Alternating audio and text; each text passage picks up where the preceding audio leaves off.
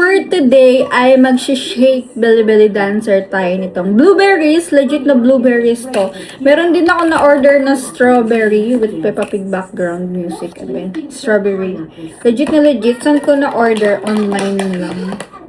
Hanapin nyo na lang siya rin. So, yan. Lalagyan naman ako. Ito fresh na talaga, USM. So, mag-shake nga tayo. Para healthy living.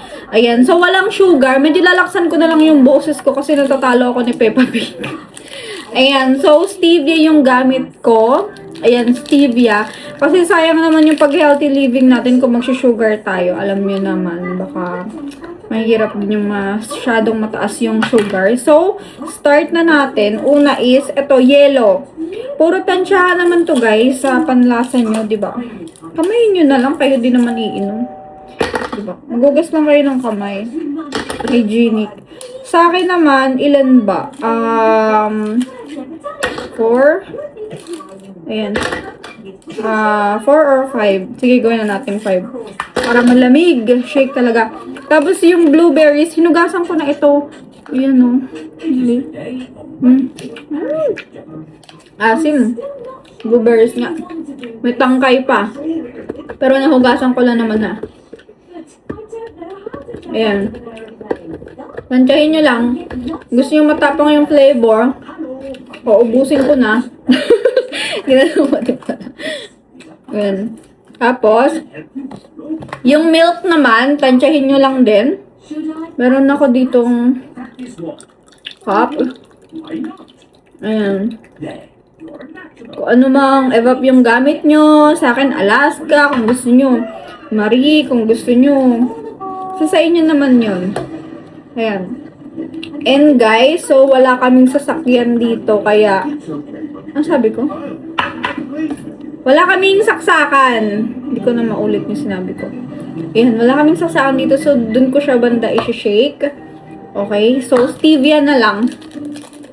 Para may lasa siya. May enjoy pa rin natin, no? Stevia, siguro kahit mga para lang hindi siya masyadong maasim. So, kahit 3 na stevia. Stevia lang naman yan, guys. As ating sweetener, sige, push natin yung healthy living. Diba? Ito na, be-blender ko na, guys. Wait lang, ha? Wala kaming saksakan. Wala kaming saksakan dito. Update ko kayo. So, ito na guys. Hindi ko rin din na-record kasi maingay din yung blender. So, kung ano mang lasa nito, kailangan nating ubusin. Kasi unang-una sayang ang mahal. Charot. Syempre guys, blueberries yan. Pag mura yung blueberries, edi isipin nyo, hindi totoo yun, fake yun. Ayan. Blueberries. Blue, pero violet. Ito na.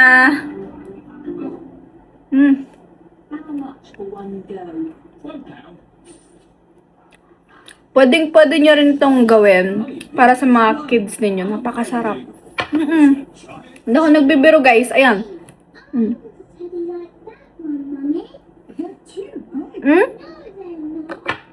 Ayan. Nagsakto yung lasa niya. Jasmine, halika dito. Tikman mo to, bebe.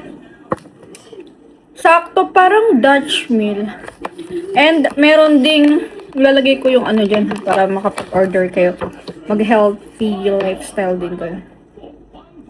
Yan, strawberry, blueberries, yun, avocado, meron din sila. Napaka, talagang legit na blueberry. Masarap. Ayan. Tara guys. Tagay ng blueberry. Charot. Bye.